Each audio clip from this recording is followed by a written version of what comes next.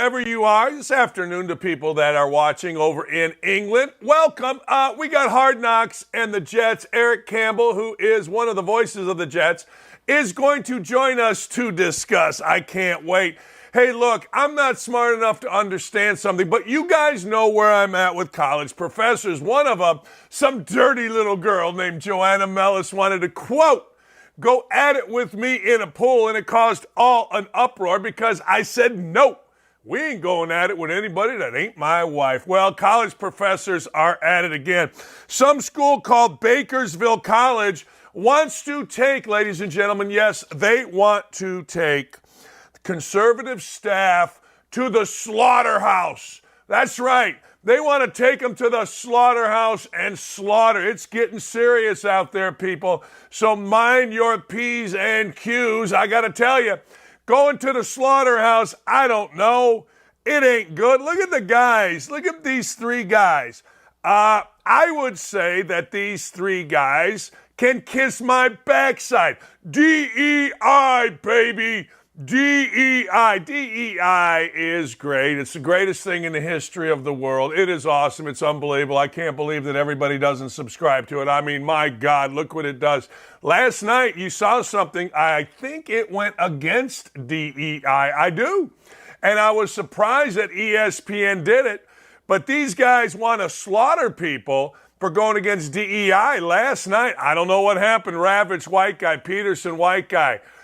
Oh, boy. Scott Johnson, the director, best white guy. Chris Budden, white guy. Oh, my God, it was almost like last night. ESPN said, we've been having these people do these games in the College World Series for so long. They are the best at it. It's the best production we got. We're not going to screw it up. Pucha capesta. Look, I don't care if you're white, black, green, or purple. Doesn't matter to me. But if you are the best at it, then guess what? DEI can give a smooch to my backside when it comes to watching sports or going to school. So these guys are involved in a massive lawsuit. They look exactly like what they are. The guy upper right is suing. The guy with the left opposes DEI. If you oppose DEI, you go to the slaughterhouse. And the guy on the right is saying it's a POS nation. That's right. These guys are at, let me make sure I've got the school right. Oh, yeah, Bakersfield College. Hey, look, here, how do you get in Bakersfield College? You breathe on something. Yep, see right there? It's foggy. That means you're alive. That means you get into Bakersfield College to be taught by these three. One guy is suing because he's an idiot. The other guy, if you oppose DEI, you are going to be taken to the slaughterhouse. Really? I don't want to go to the slaughterhouse. There's a slaughterhouse in the woods by my house, and we used to go out there at kids. It was closed down, but we found all the big skeletal heads of cows.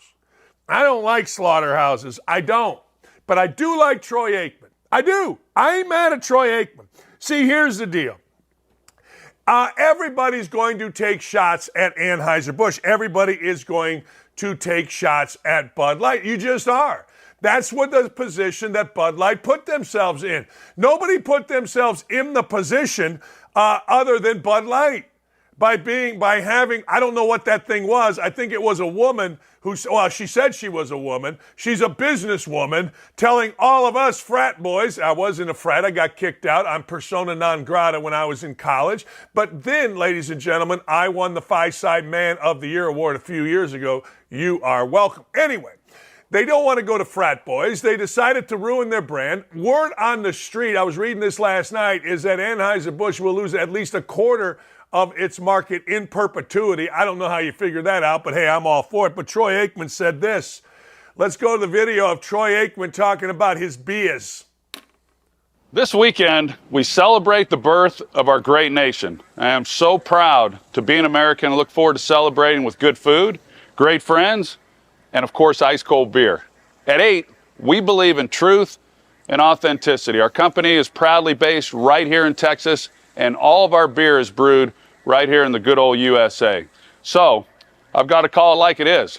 There are a lot of beer brands out there that are trying to cash in on this holiday by slapping an American flag on their package, regardless of whether or not they are truly American. So this July 4th, drink American, whether it's 8 beer or any other American-owned beer brand. And on behalf of all of us out here, we appreciate your support. Cheers. There you go. Yeah, there you go, Troy Aikman. See, I've got a distillery here. It's called Moondrops Distillery. Drink local, baby. Moondrops Distillery. I've got the can somewhere. I don't know. It's one of the great distillers of all time. Everything is done right here in Fortville, Indiana. Drink local. Drink American. Anheuser-Busch ain't American no more. They can run out them damn Clydesdales and they can show me their ass, but they ain't American. You know what's American? Troy Aikman's beer. You know what's American? Moondrops Distillery. That's American. So instead of messing around with these damn weirdo commie sons of bitches, let's do ourselves a favor. Let's drink American. Let's eat American. Let's drink American this 4th of July. Now I'm being kind of serious now. I agree with Aikman. I got chills, baby. Look, Troy Aikman is brewing a beer in Texas. Everything's American. We all know that Anheuser-Busch, and it's a shot from Troy Aikman to Anheuser-Busch, but we all know that Anheuser-Busch is and has shown itself to be a complete fraud. Out! I got threatened by a guy from Zinc, whatever it's called here, Zinc Distributors. No more sponsorship for you, Dan. Well, what are you going to do? I never asked for your sponsorship. I am all in on Aikman's beer. I'm all in on Miller Lite. I'm all in on any beer that doesn't say Budweiser. And it's crushing my soul because I like Mango Cart. It's an Anheuser-Busch beer. I do. Only 4% alcohol. You don't get hammered. Great taste. Great summer beer. Go ahead and try it if you'd like. But I am not drinking it. I have not drank it, and I will not drink it because it is an Anheuser-Busch beer. I'm all over the boycott. People can get mad. I got some guys saying, well, you see, I ordered a Bud Light. Good for you, man. Order your Bud Light. Me, I'm a real American. Damn it. And as a real American, I don't support Anheuser-Busch. I support Troy Aikman, damn it. And because Troy Aikman is a little bit younger than me and he's got a really young, hot wife, I support that too. Damn right. Love is love, baby. Love is love. Antonio Brown don't love nothing. I feel like this has become the Antonio Brown Network. I feel like we are all in on Antonio Brown because every day this idiot is involved in something, well, let's just say it, idiotic. So now, ladies and gentlemen, after a week of telling us that Tom Brady treated him like a dog, like an absolute dog, well, now, ladies and gentlemen, Antonio Brown, well, he is facing a lawsuit from his people he is facing a lawsuit from the team that he owns. It's called the Albany Empire. We've talked about this before. This clown refused to pay bills. He was going to play, whatever. So now he's being sued by the former Arena League players and coaches after he pulled money from their bank accounts. Listen to this. Before Brown got the Albany Empire kicked out of the National Arena League, look, here's something you don't do. You don't ever deal with crazy people in business, and you don't ever deal with former IU basketball players not named Dakich in business. I may be the only, and I love former IU basketball players, me and Sloan, Todd Meyer, awesome, right? Lyndon Jones, deal with us. But man, most are like entitled dudes. Don't do it. Just a warning. Mo Leggett said team members were paid last Thursday and Friday for the Orlando game, but a member of their group chat on Wednesday posted a screenshot of the bank account reversal. If you are dumb enough to let Antonio Brown have access to your bank account, you're getting what you deserve. Now, Leggett checked his account the next morning. His paycheck also had been deducted. Members of the Arena team are planning a class action lawsuit against Antonio Brown. If you deal with, it's the Greg Doyle theory, if you deal with maniacs, eventually they show you why they're maniacs. If you deal with cretins, that's the Greg Doyle theory, then they show you eventually why they are cretins. All right, you got to see this video. Look, I understand, and I said this before, and I'll say this again. I understand. I don't want to talk about The View. I don't. What the hell? I mean, you know what? This probably checks a box. This lady Navarro, so people can't say, well, you don't have any Mexican-American representation, so we'll show this lady. I mean, we understand the world that we live in. This lady is on the verge of tears. Tears, as she says the big takeaway from Hunter Biden's laptop. You won't believe what the big takeaway from thieving, cheating, meth-ridden, cocaine doing, crack doing, horse screwing Hunter Biden. You'll not believe what the big takeaway is from some lady named, what the hell's her name? Ana Navarro. Let's say Ana Navarro, ladies and gentlemen. The Hunter Biden story, the scandal, the this, the that, it's also the story of a father's love. And Joe Biden has never and will never give up on his son Hunter, and will never treat him lesser than. And so he is a father first. Take it or leave it.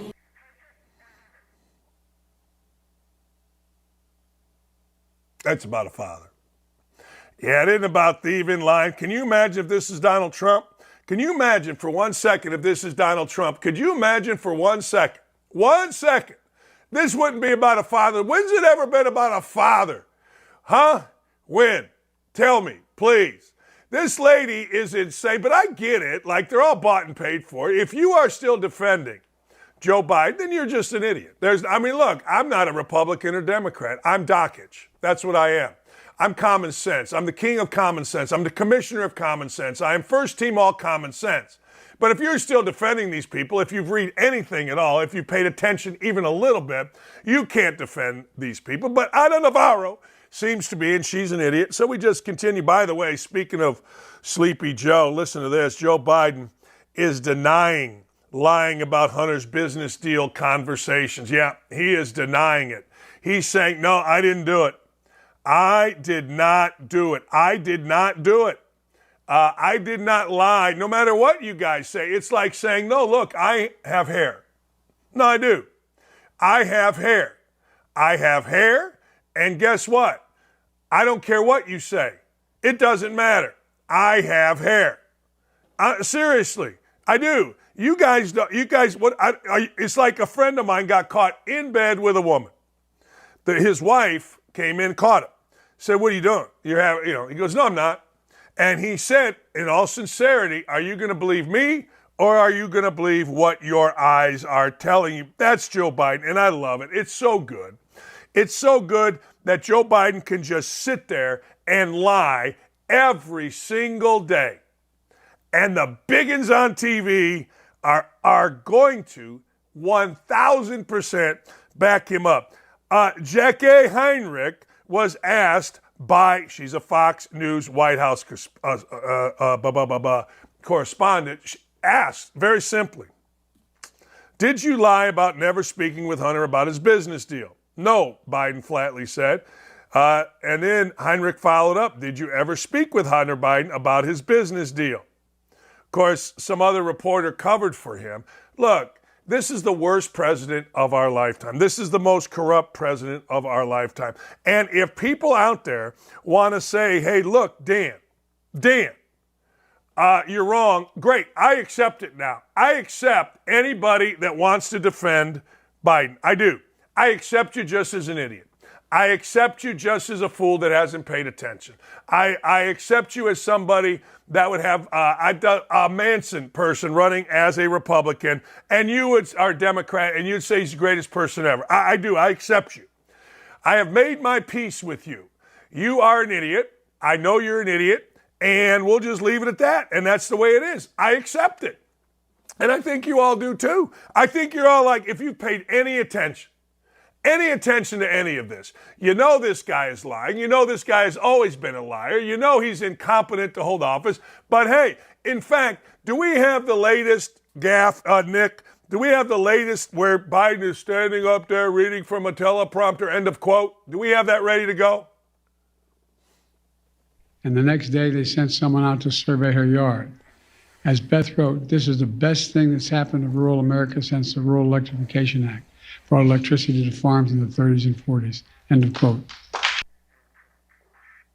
End of quote. Not only is the guy in a notebook of, I think it was his daughter, showing him to be a pedophile, or at least having pedophile tendencies, not only is he the most corrupt president, not only is he mentally challenged, not only does he grab frickin' Eva Longoria by the side boob, not only does he sniff little girls and fondle little boys, this guy is Ron Burgundy. And this guy is, ladies and gentlemen, the president of the United States. Yes, he is. let's give a hand to the 81 or 84 or 80 million, whatever, voters that voted for this guy. My God. My absolute freaking God. Anyway, good for you. You did it. Yay, rah. Go fight. Man, I swear to God, it's almost comical how much this guy is screwing up our country. All right, speaking of screwing up the country, Dr. Fauci has a new gig. Yeah, he does. Dr. Fauci is going to oversee infectious disease research at Georgetown University. Now here's the deal. I don't care. You know what I mean? I don't really care. Fauci can do what Fauci wants to do. But you know one of the things about these jobs? I'll tell you this, man. These dudes get into these jobs, and man, oh man, they just get more jobs. Like, they seriously, think about this. The former mayor of Chicago, the worst mayor of all time, got a gig doing what? Well, being on Harvard's, I don't know, faculty or something. This guy is now the czar. He is a czar, they say, of COVID. He is joining Georgetown University as a professor. Man, I tell you what, these dudes get into government, and it's like, all right, I'm never leaving, and I'm always having a really good job, no matter how many times I lie, no matter how many times I contradict myself, a university will hire me. I've never been one that says, why waste money going to your university? But I'm starting to. I mean, professors are just utter garbage. I'm talking about 90% of them. There's probably 10% that aren't, but the world that we live in, my God. Holy cow. Speaking of garbage, New York City want wood-fired ovens. They want them to go. They want to cut admissions. They do. They want you to cut admissions. They want to say to you, look, I don't care what you say. We are not having wood-fire ovens. That is another, by the way, that is another conspiracy theory. Crazy. That is proven to be true. Remember a few months ago, they said, and I quote, they're coming to get your stoves.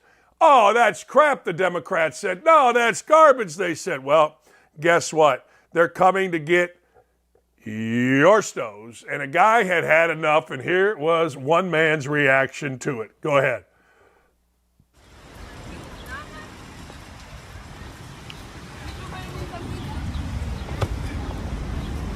Oh, God. Pizzas for the mayor. Oh, my goodness.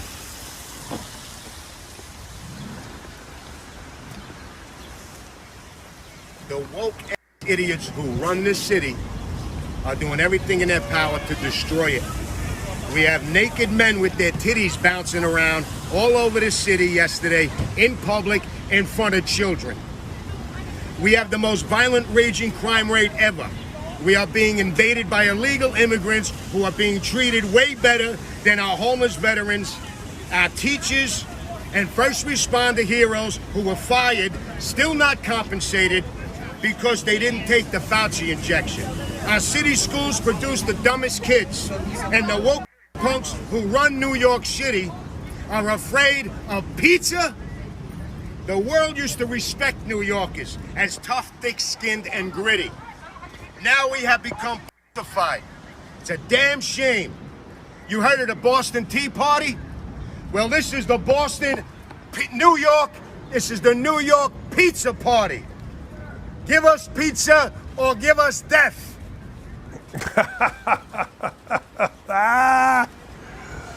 Oh, yeah. Give us pizza or give us death. Give us pizza or give us death. Give us pizza or give us death.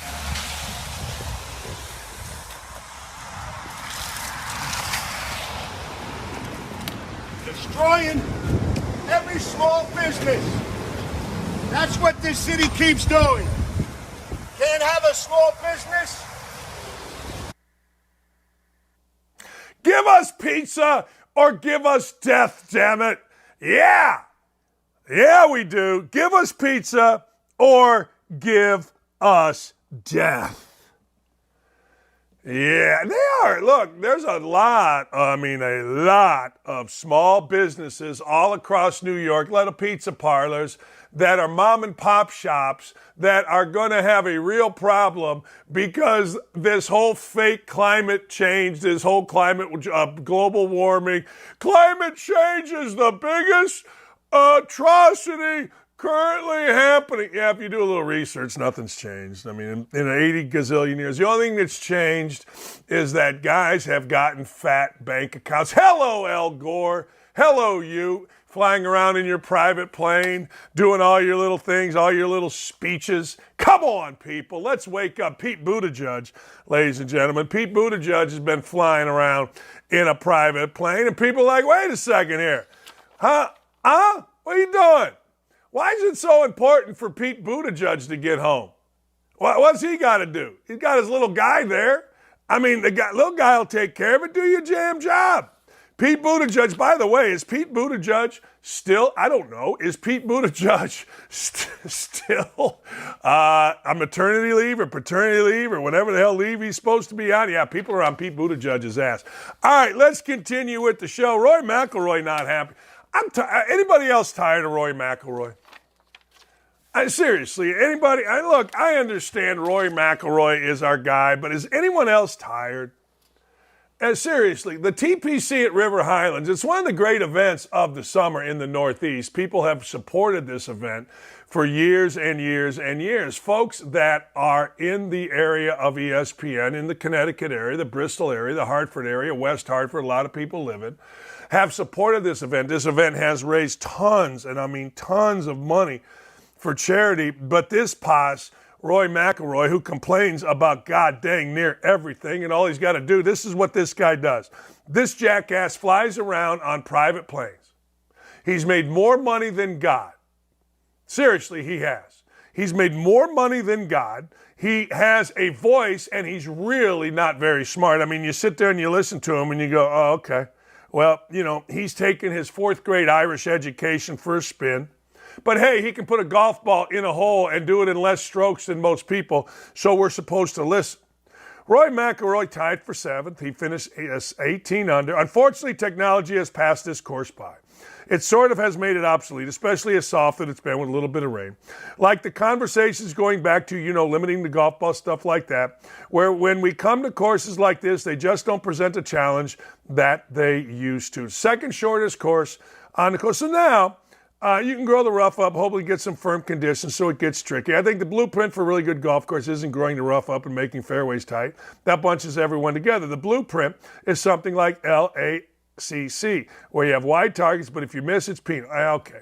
Look, I don't know, but I know a lot of people volunteer at the Travelers. I know Rob Dibble has talked about when he comes on our show how he goes to it every year and what a great time he has, and this jackass should just shut up.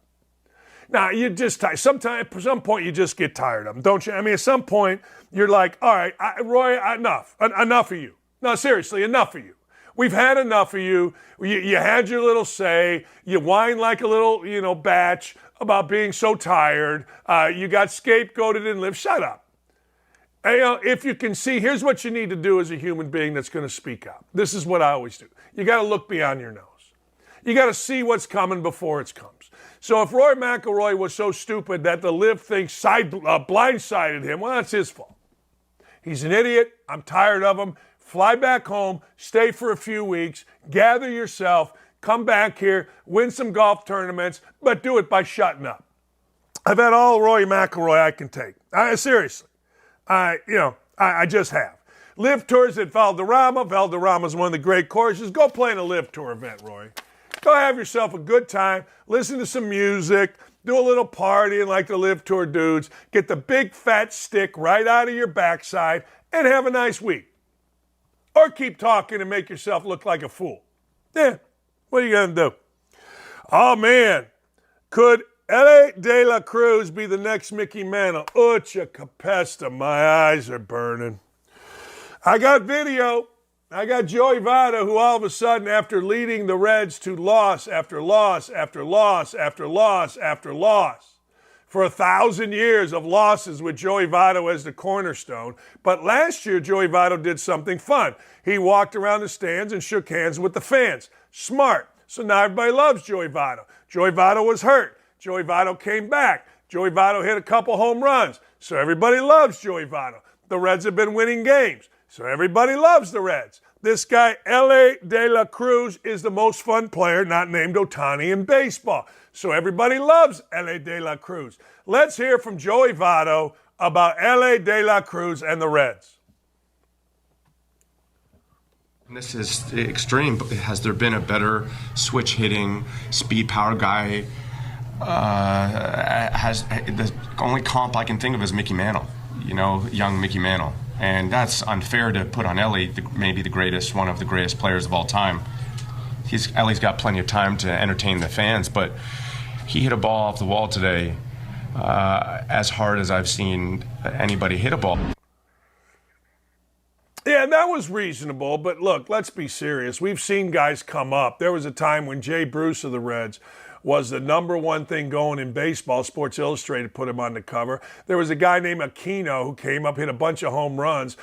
For the Cubs, there was a guy named Junior Lake that came up, banged a bunch of balls off the wall. I mean, I told you when Schwarber was hitting home runs and batting like 400 early, Schwarber would be a 220 hitter, hit a bunch of home runs, but Schwarber has turned out to be a little bit more of that because he has the clutch gene. Let's see this guy play a little baseball before we talk about, yes, he's skilled, yes, he's athletic, but here's the deal in professional sports. In professional sports, you got to be able to handle success. Now, Dan, what do you mean handle success? Everybody can handle success. No, they can't. No, they absolutely can't. Most people are driven by failure and the wanting to come up. When you get success, you relax. When you get success, all of a sudden, you have many, in a guy's case, many more women hanging around. You got the women, you got the guys, you got everybody trying to get a piece of you, and you got to be smart. You got to make damn sure that you don't fall into the trap of so many others. This guy is really fun to watch. I hope he becomes the Mickey Mantle of the modern generation, but I got to tell you, not sure that he is going to. I told you, Senate Republicans are moving to stop Pete Buttigieg from using private planes and wasting taxpayer money. Now, I personally don't care. I don't care about Pete Buttigieg. I really don't care who flies private planes. It's not really my thing. But I must say this. I don't like Pete Buttigieg because I think Pete Buttigieg is a frickin' fraud. I don't need 6 weeks of maternal care. I get it. I know he and Chasen or whatever the dude's name is. It's all great. Pete Buttigieg was not hired based on his credentials as the mayor of freaking South Bend. He was an awful mayor. Pete Buttigieg was a diversity hire, and Pete Buttigieg has turned out to be an unmitigated disaster. So there you go. I don't know if we have a tweet. I don't know if we have a video. If we got it, show it. But I have had enough of Pete Buttigieg to last me a lifetime. He was a horse bleep mayor of a horse bleep city that has one redeeming quality, and that too, that, ladies and gentlemen, is Notre Dame, and even Notre Dame's address is Notre Dame, Indiana. They don't want to be associated with South Bend. The South Bend Cubs were brought there way before Pete Buttigieg was ever the mayor. South Bend Cubs, and my friend Brendan King is the announcer. That's great. Other than that, South Bend is a rat-infested, drug-ridden, crime-saddled blank hole, and he's the mayor that put him there and did nothing like his mentor, President Obama. But hey, Buttigieg is gay, so he walks on water. My ass. I judge people by the content of their character, not by who they're stupid. We'll be right back.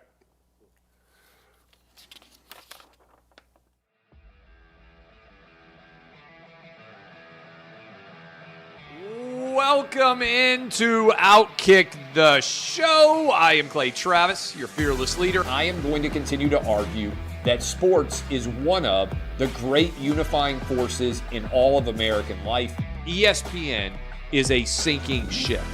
Democrats are now the party of the white, woke college graduate.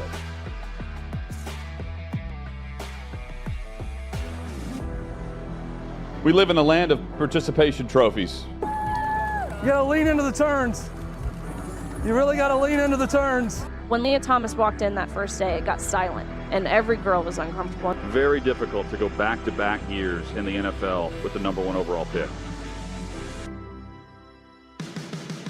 I've been out of LA long enough to have forgotten that libs, no matter how ridiculous the scenario, are gonna lib.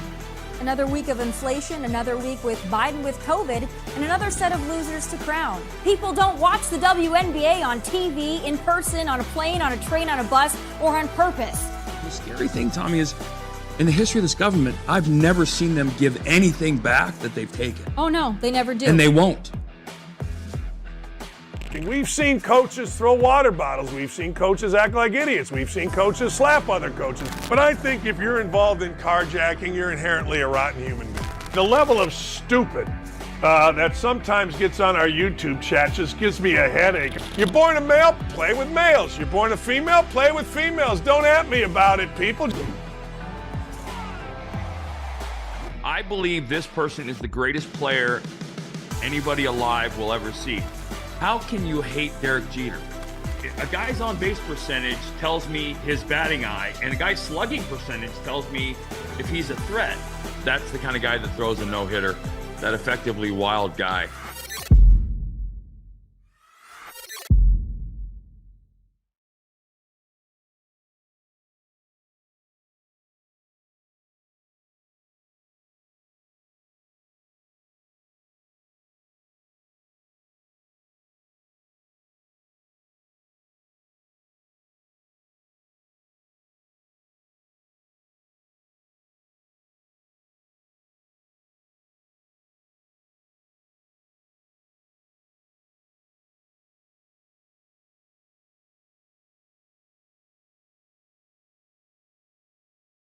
Hey, look, Hard Knocks and the NFL and the Jets is a perfect combination. You all know the story. I mean, Robert's solid. That's one thing.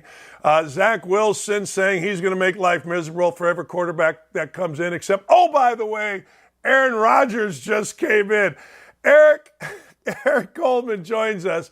He is synonymous with the Jets. He played there. He's part of their broadcast team. He's in his car hiding from the rain. He's got it all, baby. All right. As a Jet broadcaster, what are your thoughts about this, the Jets on Hard Knocks? As a broadcaster, I'm excited for it. This team. It's a perfect equation. I think the NFL kind of fell into this perfect storyline with the Jets. You got so many different characters. Aaron Rodgers coming to New York. That's a big storyline. You got all-pro D-tackle Quinnen Williams going through a contract negotiation. There's star power. There's a lot of characters on the team. I think this is going to be great for the league.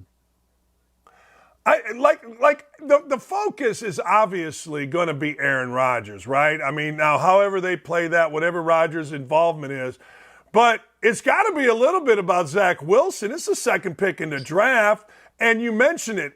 There are dudes on that team. The wide receiver, Garrett Wilson, terrific. There are dudes on that team. So this is about as exciting as I think Hard Knocks could possibly, or an exciting a group as Hard Knocks could possibly have gotten. Oh, yeah. And the Jets have aspirations. They're talking about Super Bowl. They're talking about winning the AFC East. There's a ton of players on this team. And the story of Zach Wilson is a great one because he's a second pick overall, a guy who's underachieved. He's had some questions about his character, and now you're going to get a close-up view of how he works, how his teammates treat him, the behind-the-scenes look. And, to look at all these guys, all these characters on the team, Sauce Gardner, who's a prolific player on the defensive side. You got Garrett Wilson, who's a Rookie of the Year as well. So there's a ton of star power on this lineup. It's going to be great for the league. I'm not sure the Jets are so happy about it because not a lot of teams have success after being on Hard Knocks. They've done it once before. Hopefully this is going to turn the tide and they'll be the outlier and be that team that has success with Hard Knocks in their building. All right. I want you to take you back to being a player. A couple years ago, the Colts had Hard Knocks first time in the building in the season. All right, Eric, as a former coach, I would ask, all right, is it distracting? And everybody, no. During the season, everybody, no. And I told my radio audience, wait till next year and we'll get the truth. So you know what happened? The season's over. the next year I would ask the same people, was Hard Knocks a distraction? Oh man, I'm so glad those cameras are out of there. I'm so damn, you know what I mean? Yeah, it's like having it's having a camera everywhere you go. You have to watch what you say because you never know what's going to be displayed on the television. Your mother, your grandmother can see it. Opponents can look at different things. So I'm sure it's a big distraction. And one thing that all coaches and organizations hate are distractions. They'll get rid of a player if he's somewhat of a distraction. And having a camera crew follow you around every aspect of your life, it's a big distraction, and it definitely does not help your team gaining an advantage. Well, I want to ask you this because I had a couple of guys. One, Jack Doyle. We were at an event together. I'm like, "Hey, Jack, I don't see you much on Hard Knocks." He's like, "Yeah, I'm just staying the hell out of the way." Right? And then there's other guys that are out front trying. Darius or Shaq Leonard was out front. He wanted everybody. How would you have been as a player? Which side of that pendulum would you have been on? Oh, I would have definitely been staying out of the way. It was funny because, when we have our games, guys would be mic'd up. And as soon as someone is mic'd up, it's like, oh, they're like the feds coming into the building. You want to make sure you stay away from them. You don't want to be caught on camera saying anything. And you kind of, it's like, oh, he's mic'd up. Make sure you stay away from him when you're telling stories. So I would be a guy who is probably out of the way. I'm not really an attention seeker. There are a lot of characters on each team. There's always that attention seeker where the cameras come around. They look up at the camera, and now they start yelling at everybody, giving them a pep talk because the cameras are around. So there's plenty of those. I'm definitely not one of them. I'm staying out of the way. I would have stayed. Hey, I'd have stayed in the damn corner. I would have hoped they didn't follow me because some of the stuff I was up to when I played before cameras, I didn't need that on camera. Nothing. I would be over here. I'm telling you. All right, let me go to this though. Last thing. You look at the Jets, and Aaron Rodgers comes in. You mentioned Sauce Gardner. They have, like here in Indy, we overpaid a left guard. We pay linebacker. You guys pay playmakers. My contention is you got to have playmakers in modern NFL. You better have someone that is a corner. You better have a pass rusher. You better have playmaker wide receivers. Now you got a quarterback. In your mind, what is realistic? What should expectations be against what they are? Well, I think in reality, the Jets can definitely make a wild card run. And once you get into the tournament, depending on how they're playing, they can get hot. I was a part of an Atlanta Falcons team that lost to Aaron Rodgers, who was on a wild card, who they barely got in the playoffs. Aaron Rodgers got hot. They ended up going through the league and winning the Super Bowl. So if the Jets can just get into the tournament, let's take one step at a time. I know they have aspirations of winning the AFC East, but there are some tough teams in the AFC East. Buffalo is continuing to get better. Miami's gotten better. And the talks about DeAndre Hopkins going to the Patriots is going to make New England better. So it's going to be a bloody, battered division, whoever makes it out of the AFC East. If the Jets can just make it out, make that playoff run, get into the tournament, I think they'll give themselves a great opportunity. Your expectations are far less than what I'm reading from fans and writers and things like that. Oh, yeah. I mean, listen, you get Aaron Rodgers, and on paper, it makes sense. You have a great defense, a top 10 defense, and you look at last season, I believe I read a stat where if the Jets offense would have scored 21 points a game, they would have went like 15-2. The defense is that good. The offense was that bad last year. They didn't put up any points.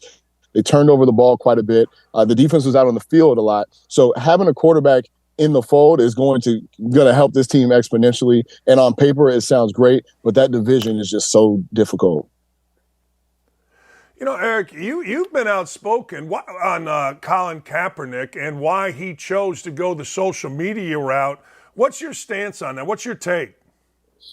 Well, it's been the same since day one. When he was in that third preseason game, how it used to work, there are 4 preseason games in the NFL.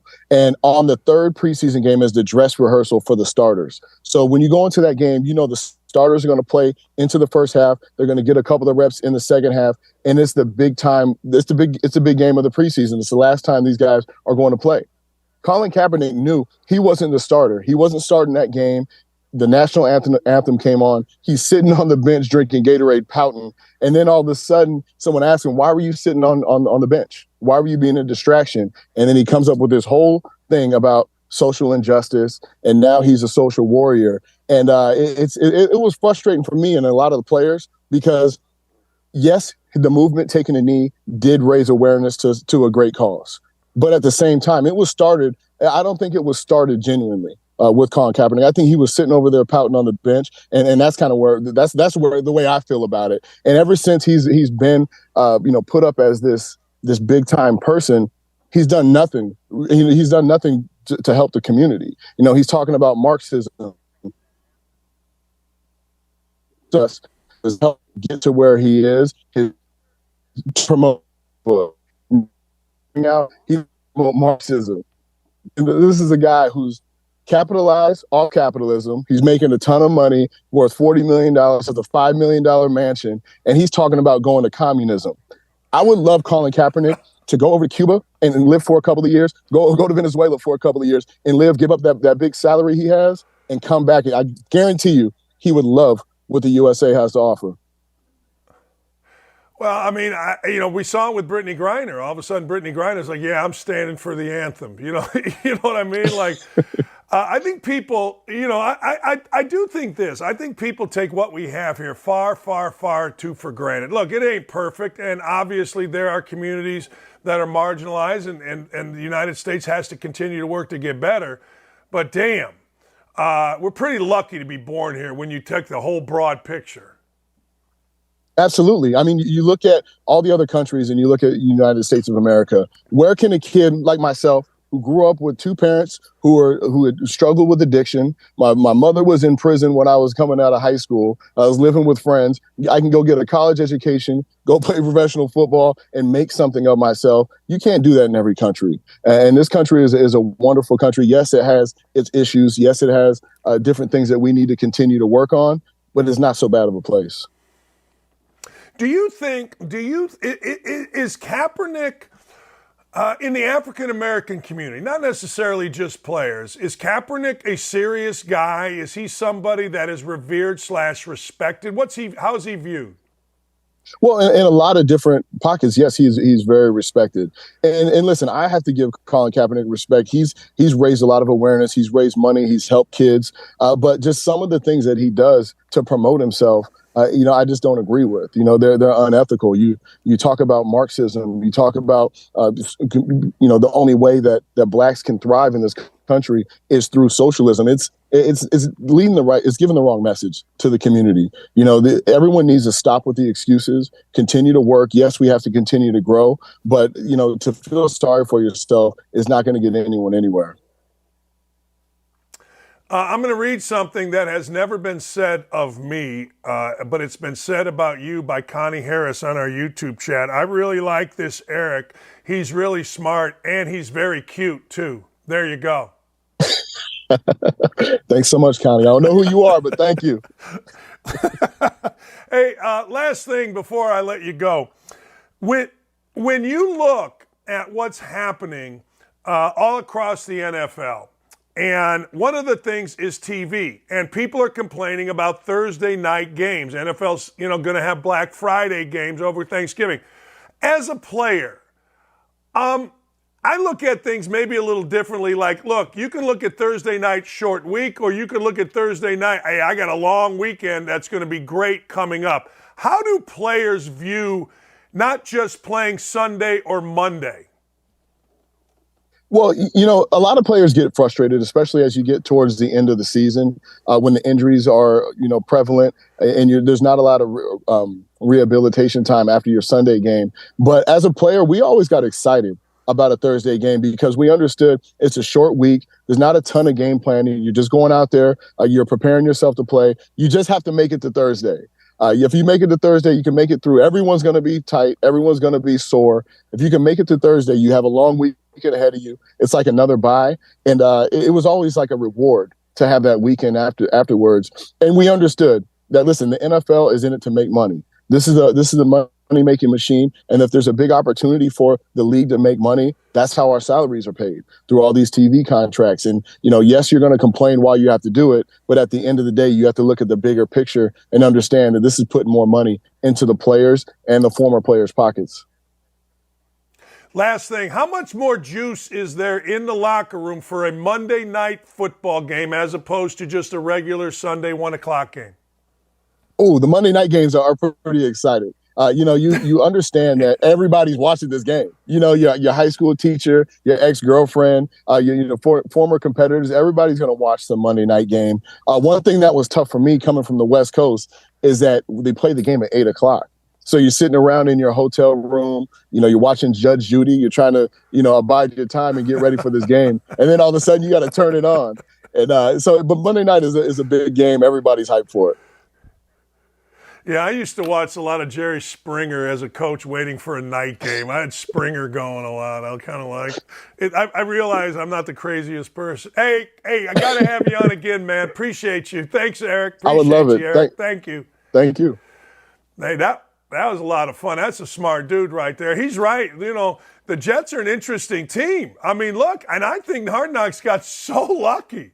I mean, honest to God, they're going to bring Zach Wilson home so everybody can see his mom. You got Aaron Rodgers, you got Sauce Gardner, you got Garrett Wilson, you got Robert Saleh. Is he on the hot seat? Here's a question for you Jets fans, and it's a simple question.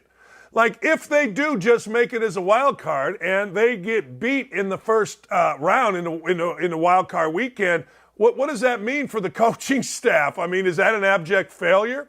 It's kind of fascinating because most Jets people are telling me, hey, hold on here. This is a Super Bowl team. The division, it's good. Is it great? Tua? Mac Jones? Obviously Josh Allen, but there's some cracks in there with Josh Allen and Stephon Diggs. So, hey, look, I don't really know, but what I do know, don't sleep on the Jets. And I've never said that before. Actually, truthfully, the Jets are one of those teams that, other than when Ken O'Brien met Mike or Dan Marino in a game that ended up like 48-45, I've never really even gave a rat's about the Jets. I guess maybe when Mark Sanchez came into Indianapolis with Buddy Ryan's son, Rex, and beat him, I guess. But hell, I don't know. Look, apparently we got a basketball beef.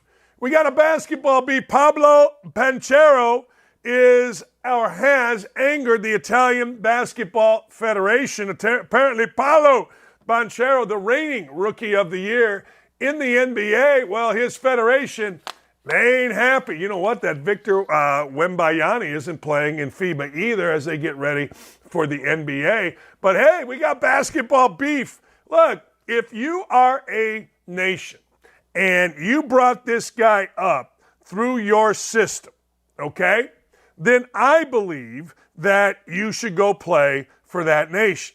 Like, in Serbia, they have these academies. These academies are basically where kids are taken, taken sounds like bad, but it's not, where kids are, they're taken, and that's their schooling, that's everything. You understand what I'm saying? That's the whole deal. And truthfully, you kind of owe it as they develop you, they fed you, they did all this kind of stuff. You should play for them. Well, the Italian national team is calling Paolo Banchero's decision to play with Team USA a mockery. He's not happy. I don't know why it's a mockery for an American to play for an American country or for America. But if you're like a guy, I don't know, if you're Nikola Jokic, who, maybe he's tired, and I would give him a pass if he didn't play, but if you're brought up through that system, you got to play. He wasn't brought up, Banchero wasn't brought up through this system. He wasn't brought up through the Italian Basketball Federation system, so he has no obligation to play. He's brought up through the American system out on the West Coast, and he went to Duke, so he has if you're going to pick one, you play. So basketball beef, we can beef it. We can beef it all you want. But I ain't mad about it. All right, a lot of people are calling attention to this video, and I want you to watch this. Ice Cube is my guy. In fact, I should have sent my picture of me and Ice Cube at ESPN dropping deuces. You know what I'm saying? I'm going to send it to the boys here. I forgot to do that. I was going to do it last night. But the truth of the matter is, Ice Cube runs the Big Three basketball tournament, and Ice Cube feels like he's being jacked with by the NBA, by networks, by the gatekeepers. Let's hear from my friend Ice Cube. Yeah, he is. Yeah. A lot of people might say, like, well, but Cube, you want to work with the NBA. Really, I don't give a fuck about working with the NBA. What I want them to do when I say work with us is to stop working against us. Stop doing that bullshit behind the scenes that we know you're doing. Mainstream media, you know, they ain't fucking with us. And that's cool. We can do it ourselves, you know what I'm saying? What am I going to do to deal with these motherfucking gatekeepers? Well, what I'm going to do is go on a Fuck the Gatekeepers podcast tour. Well, he is defending his brand, but I'm going to tell you something. The NBA has every right not to just embrace another league. It does. It has every right. Now, we all understand there's always a backstory, and I've told you there's always a backstory in every situation, and I don't think anybody knows the backstory, what he's talking about relative to working against them. Now, you got to understand the NBA media. The NBA media is almost worse than the NFL media. The NFL media prides itself on being part of the exclusive club. That's where Urban Meyer fell short. He came from college, big reputation, a lot of jealousy, and next thing you know, there was nothing he could do that was right. Matt Rule didn't face the same scrutiny. The NBA media, they are protected because they like to hang with the players. They like being part of the scene. They like the music. They like the clubs. They like the strip joints. They like to tell their friends, hey, look, man, AI texted me. Hey, look, man, Steph just called. I mean, they're the biggest name droppers in America. They're the worst. So there's no question that they would work against another league to protect their own. And you know what? That's part of the world that we live in. So I'm anxious to see. I hope this is a broader issue because Ice Cube has not exactly fallen in line with the very, very, very, very poorly informed folks that live in inner cities that keep electing Democrats. He, along with Charles Barkley, who famously said, look, African Americans keep electing Democrats in cities and African Americans keep being poor. Well, he ain't wrong. Ice Cube is part of that. He thinks for himself. He is not part of groupthink. So I'm anxious to see what happens with Ice Cube. Is this just the NBA or is this a broader issue with Ice Cube? I can't wait to see because I think this man is really, really smart. I think this man is really business savvy, very wise. His diss track, No Vaseline, is an anthem in my house. I love it. When I'm working out, when I'm giving you the QC Kinetics workout, baby, and I'm going 5 miles on the elliptical, I got No Vaseline strumming in my ears. That's right, I do. I do. It's great. It's the greatest diss track of all time. If you don't believe me, you send me which is better. I'm just telling you. I'm just telling you. All right? All right.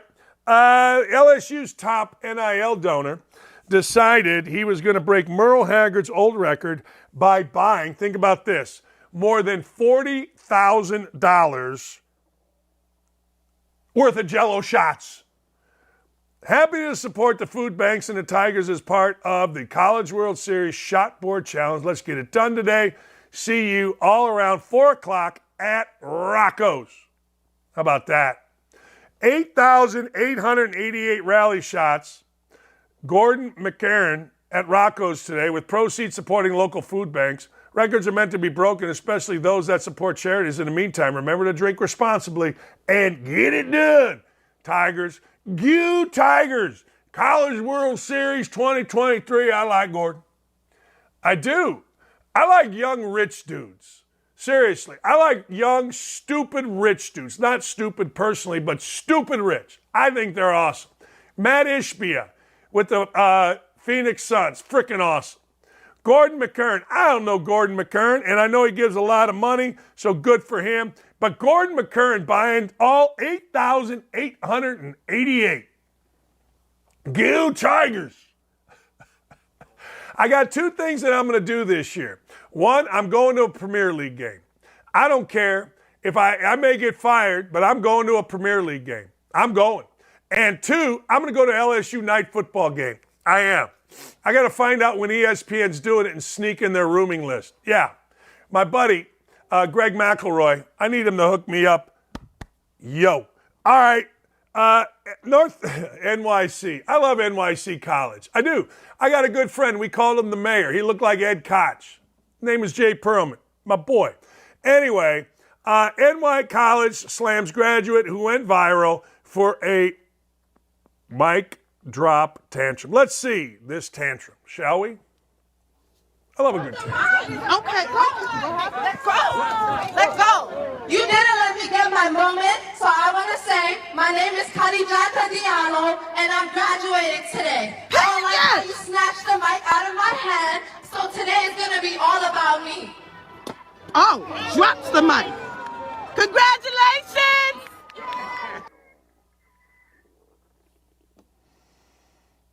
All right. Yeah. Great. Just act like an idiot. I mean, at some point there's got to be a little decorum in this room every day. Every day we see stuff like this. Every day we see idiots. Every single day. A lot of people blame it. Oh, I don't know. You blame it on COVID. I just blame it on idiots. I think we are a lawless society that has no respect for anybody else, and we like to act like jackasses. What we do every day. It's every day. Well, Dakich, you suck. You're racist. I ain't racist. It's every day. I want to tell you, it's every day. Every day people act like, every day people disrespect. Every day people act like jack. Every single day in every single way. Yay, rah. You showed everybody. You dropped your mic. Now you get to go do whatever it is you do. People are exhausting, man. Seriously. It's just exhausting. I mean, good for you. All right, when we come back, ladies and gentlemen, when we come back, Riley Gaines is not alone.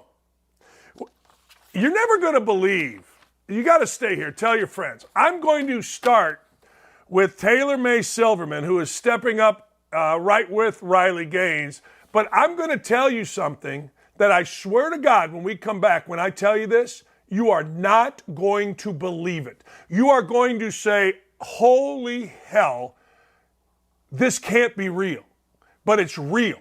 I promise you it's real, and you will not believe what I'm going to tell you as I talk to Taylor May Silverman when we come back. I promise. I just think the way Anthony Bass handled this was so sloppy. Oh, I think it's perfect. And what he reposted, and then how he did it. He bent the knee and bowed. He was going to catch the ceremonial first pitch.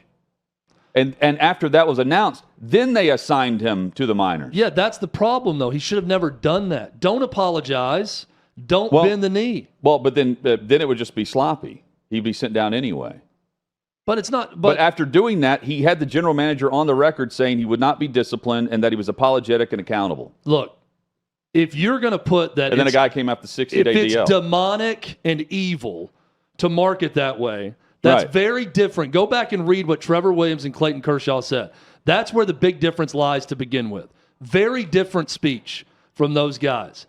Anthony Bass also, if he truly believes it's demonic and evil, then stand by it. Because the moment you apologized, you open yourself up to the booze you got the next night. That happened. If you believe this firmly in it, you ended up cut anyways.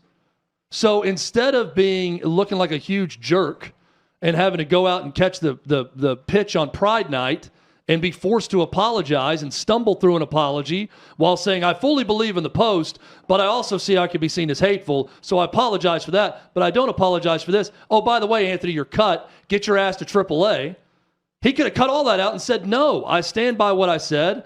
I'm entitled to my rights and my opinions, just like anyone else who has an opinion on the other side. He could have gotten cut the same way, but we could have skipped all this stuff. Meanwhile, Trevor Williams and Clayton Kershaw handled it in a much smarter way than he did, and I think they were much more effective in making their point than Anthony Bass.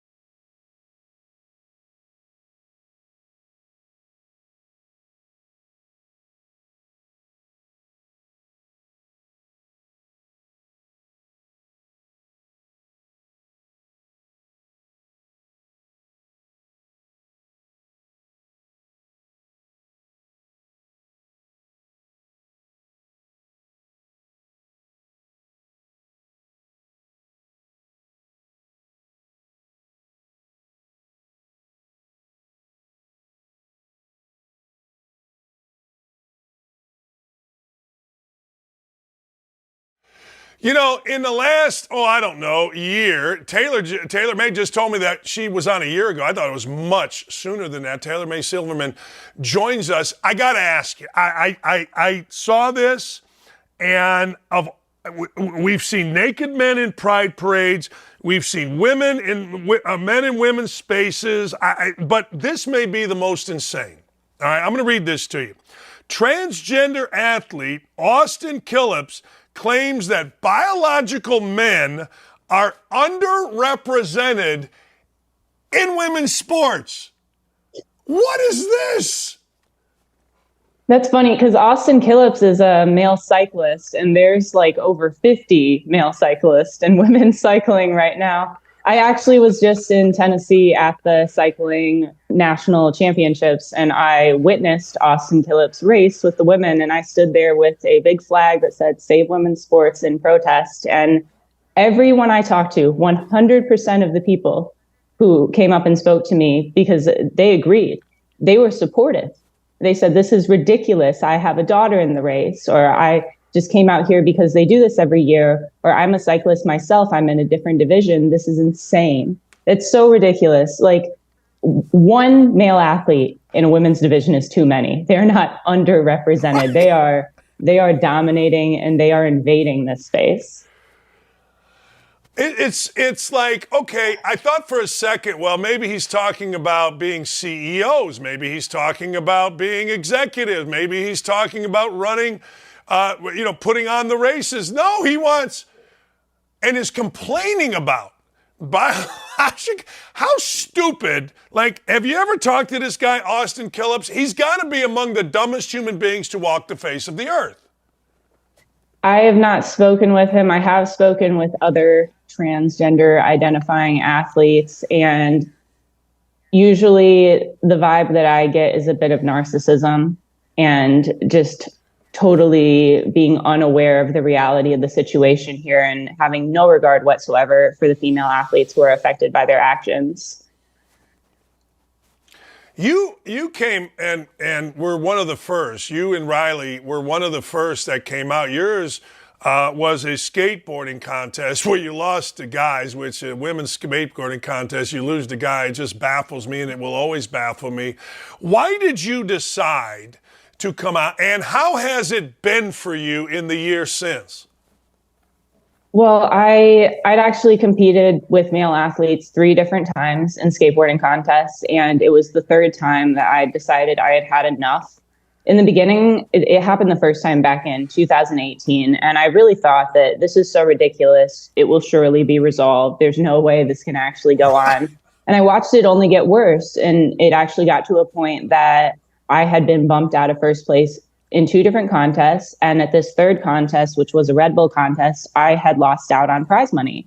Like, the individual who won got $5,000 of the prize money that was intended for female athletes. So I was watching this happen. I'd heard these other stories, and in skateboarding, I knew this was happening and a lot more common. Like, every time it happened to me, it was a different male. So, and those are just a few. I get photos sent to me of other contests, and I hear other people reaching out to me about a contest they or their daughter competed in. So there's actually a huge group of male athletes dominating women's skateboarding right now. And it's insane, but it broke my heart that nobody else would say anything. Like, in all these contests I did, there were dozens of women aside from me who were impacted. And I couldn't believe that no one else would say anything. And then I realized I'm not saying anything either. Like, I need to speak up. It's the only way that anything is going to change. It's the only way that I'm going to feel better, because I felt this incredible guilt for not saying anything. And I felt like my silence could actually lead people to believe I was okay with it, and I was not. And I know that this is a lot bigger than skateboarding. This is impacting just about every sport on every level. And it's impacting young girls too. And I don't think they should have to advocate for themselves. So I'm a little bit older. I've been doing this a long time, and I felt like I was in a position that I could speak up. So I did. I didn't think anyone would listen, but that wasn't the case. I've gotten a lot of support, and a lot of people have heard my story. Do you face backlash? Most of the backlash is just online comments, people bullying me. Yeah. But in real life, it's Yeah. been 100% support. Like when I first made this post, the people who came to bully me came first. And then very quickly it changed to a lot of support. And it's been like life changing how much support I've gotten. I was getting job offers and I took one of those. Like I've been working at Timcast now for a year. And I have met some of the most incredible people. I have met the best team of female athletes who have gone through similar experiences and are working together to get this fixed. And I wouldn't change that for the world. It's so amazing to be surrounded by these ladies, and we've had a similar experience. We can relate on that, and we all know how important it is to work to resolve it. So we have done a lot of speaking events together. I have done a lot of traveling around, and I've continued to post online. I think that's a great way to reach people, and all these girls are doing that too. Yeah, but do you sometimes, what's the right way to put this? Do you sometimes feel like it's such an uphill battle, and then you look at it and you say, how could this possibly be an uphill battle? Like it's just logic and common sense. Yeah, a lot of times I think like, how are we even at this point? This should have been something that the first time it happened, everybody just agreed, we're not going to do this. This isn't right. But there's been a lot of push to actually allow men to participate in women's sports. And the people who are pushing it, I think that they fit in two groups. One is they're really stupid, and the other is they know better, but they're total liars. So the people on our team, we're working for this because we're passionate about it and because we want to do the right thing. And though it is a long battle, and it's one of those things that we've kind of had to watch get worse before it gets better. And people have to become aware that it's happening, because there were a lot of people who didn't really believe this was happening. And when they see these real life stories, right, when they hear somebody who actually went through it speak up about it, they realize, oh, this is actually a big problem. And this should be on my radar, whether I'm a female athlete, whether I'm a parent, whether I'm an American who wants to be able to exercise free speech without being called ridiculous names and being falsely accused of being hateful or transphobic or whatever. We need to be able to have these discussions. And I think more people are becoming aware. And I think that the tides have really begun to turn, because there's a lot of support on our side. And none of us, including myself, have any plan of stopping until this is solved. Taylor, let me ask you, Olympics are coming up. What do you think happens in the Olympics? I'm not sure what's going to happen with skateboarding specifically. There was actually a man trying to get into women's skateboarding in the Olympics for USA skateboarding. And what happened is they denied him because of testosterone levels. So it's a good thing he wasn't on the team, but also, are women a hormone level? No, there are a lot of biological factors that separate male and female. So to bring it down to just that, I don't think is honest, and I don't think it's a good measure to go by. So I'm not sure what the guidelines are going to be for the upcoming Olympics. And I know that different sports handle it differently. There are transgender Olympics competing in the Women's Olympics in different sports. And like the Olympic Committee really has to take a stand on this, because if they put it in the rules that this is allowed, these athletes are technically going by the rules. And then women are scared to speak up because they don't want to potentially be punished for it. So the people who create these guidelines, these governing bodies and Olympic Committee, they have to take a stand. And I think that we're slowly starting to see that shift. And when this happens, people are outraged. So if we witness it happen again, people are going to be outraged. It's going to be huge news stories. And the more of us speaking up about it, the harder it is for them to ignore us. Bobby Barak on our OutKick network at OutKick.com is a fearless writer. and he wrote an article that said it's okay now to come out of the closet, per se, and criticize not only the whole women's movement here, or the transgender movement, to invade women's sports. I think for so long, so many people other than you were one of the first, Riley Gaines, one of the first, were so afraid. I think people thought immediately we're going to be canceled because for whatever the reason, the clowns on the mainstream media on the far left here are insane about this. I have two friends, Sage Steele of ESPN, Sam Ponder of ESPN. Sam's a woman. I know her name is Sam. They got called bigoted, racist by Nancy Armour, who is a USA Today columnist. They got called, and it's about the worst thing you can be called. So I think people are afraid, other than brave people like you, to speak out. But I think now, screw that. I mean, it's time for people to speak. Yeah, and I'm not the first. Like, I witnessed other people speaking up before I did.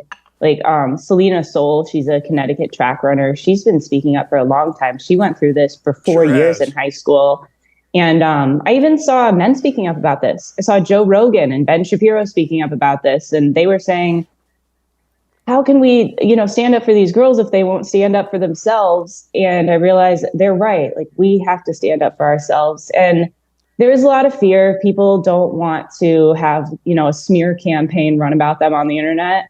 But I think people are smarter than that. When they see that, they know that is the goal, that people try to shut you up by accusing you of horrible things. And I have been called every name in the book. Like, this weekend when I went to protest at this cycling event in Tennessee, there was an article written that called us a hate group. But now I post it and people laugh at it. It's so ridiculous. And I don't think it really does any good for people who identify as transgender when these so-called activists call everything hateful and transphobic. It's like the boy who cried wolf. If everything is transphobic, how can we take anything seriously? I get called a bigot every day before 9. Like, every day before 9, I know a bigot or a racist is coming because I'll stand up for you, or I'll stand up for Sage, or I'll stand up for my wife. I mean, anybody. Well, you're immediately a bigot. There's no debating. There's no debating it. Hell, I don't know if you saw the one idiot, what's her name, Kelly Robinson, in front of Congress just get blasted by Riley Gaines because she was so ill-prepared. She didn't understand that the 203rd ranked man in America, or in the world, beat the living brakes off Serena Williams. And Serena Williams even admitted, she goes, I can't compete with these guys. But this idiot did not know this and gets up in front of Congress ill-prepared, and Riley just crushed her soul. And it was glorious. Yeah, and it's like arguing with common sense. And I've been saying this for this whole time, that to be on board with thinking that allowing men and women's sports is okay, you have to ignore a lot of facts. And now we're seeing, not only do you have to ignore them, you have to make them up too. And that's what we witnessed. But Riley is such a good advocate, and she actually experienced this in the NCAA. And I am so grateful for her and her voice, because she's inspired me a lot, and she's been an excellent role model and friend to me. And she did so awesome. Like, those clips were blowing up all over Twitter. And yeah, it's not hard to make these people look stupid when they say stupid things, but she has a very particular way of doing it. And it's comical, honestly. My wife calls it, when you can really, she coached for 100 years and she's a legend in the softball community. She calls it, I give them dry face. When I want to make an opinion, when I want to dispute something, I just do it dry face. Like, you're so stupid for thinking or saying that I'm not even going to react facially. I'm just simply going to tell you where you're an idiot, and then we'll move along. It's just, and Riley has great dry face. She does. She has great dry face. It's fantastic. All right, what's next for you? I know you're in Nashville. It's just amazing. We got to, in 2023, talk about saving women's sports instead of enhancing women's sports, but that's where we're at.